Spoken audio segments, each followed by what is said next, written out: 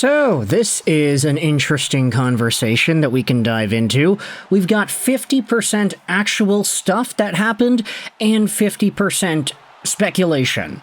But, come on folks, it's the dog days of summer, and we've got a show to run. It's kind of difficult to come out with topics nowadays, but ultimately, I wanted to open the floor to some more Detroit Red Wings conversations on guys that they could potentially acquire and guys that could be on the market. And I wanted to turn your attention to none other than one of the most impactful guys who has been making an impact in this year's Stanley Cup playoff run.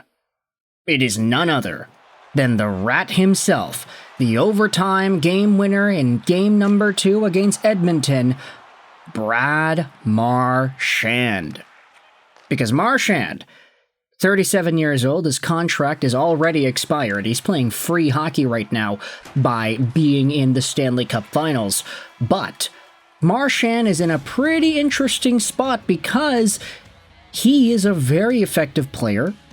He is coming off of a $6.125 million AAV deal, an 8-year contract signed all the way back in 2017.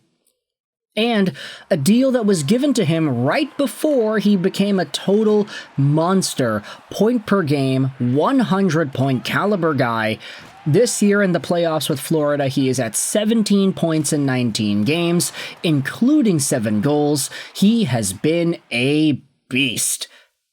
And even though he may not be as quick as he was, maybe as nimble as he was back in 2019, for example, he has still gone out there and provided so much value to the Florida Panthers. And now, we're taking a look at whether or not this guy could become a Red Wing. Firstly, let's talk about just the update with Marchand in general, because there were some comments that he had made speaking out about his time in Florida and whether or not he would be interested in leaving.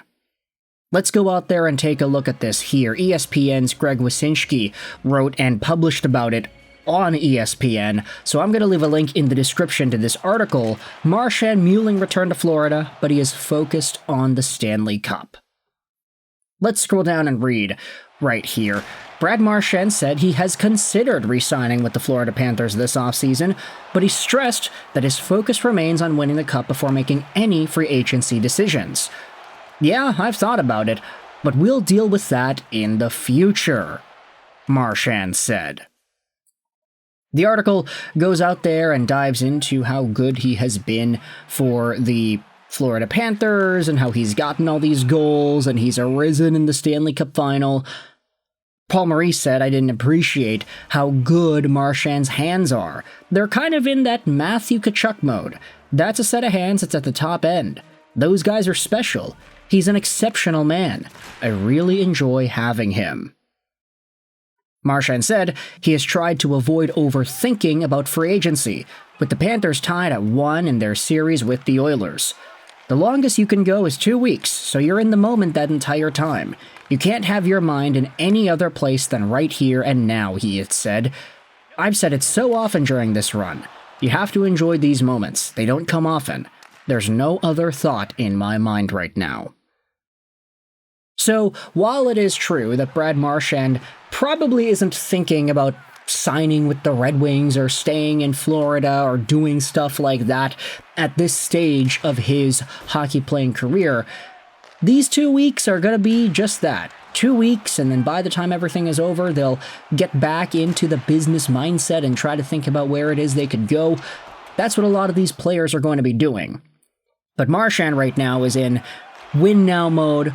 Let's make this finals run memorable, let's do some damage to the Oilers, and then we'll think about the contract stuff afterwards type of thinking, which is totally fine, totally appropriate here.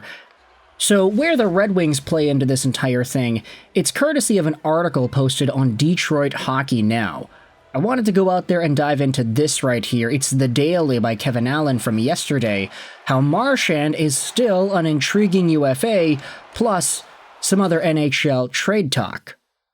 This article goes out there and talks about Brad Marchand's dominance and victory in Game 2 of the Stanley Cup Finals, and then it goes out there and cites a Roberto Luongo tweet, how Marchand is Luongo's favorite player of all time. Yeah, that stings. It stings. What's even more interesting is that Marchand becomes a UFA after the season. The Panthers are expected to attempt to re-sign him, but they have multiple key players to re-sign, including Bennett and Ekblad. They can't afford to keep everyone. There are more teams than usual with cap space this summer because the cap went up. That includes the Detroit Red Wings. Detroit Hockey Now mentioned Marchand as a Detroit possibility in our story on what the Red Wings need to do. He's a smaller player, and the Wings already have two smaller players in Cayden and DeBrincat in their top six, but Marchand plays a much bigger game. And so, with all this in mind, the question has been tossed out there, and I wanted to bring it up here on this video.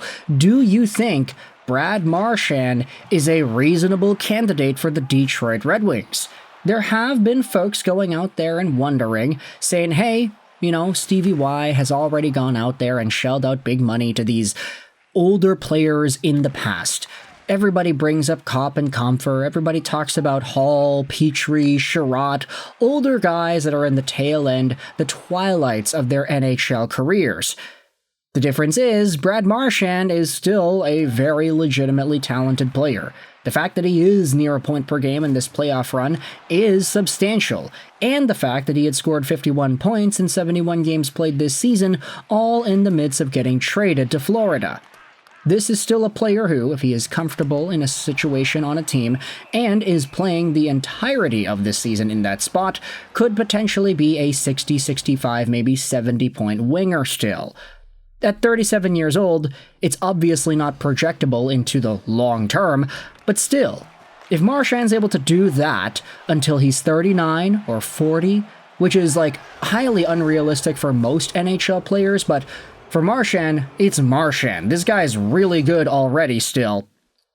There is a reasonable thought, I would say, that you could argue for the Detroit Red Wings if you wanted to say, hey, he's a player that improves their winger depth, he's a player that could be a total pest to play against if he is out there with Larkin and Raymond on the first line.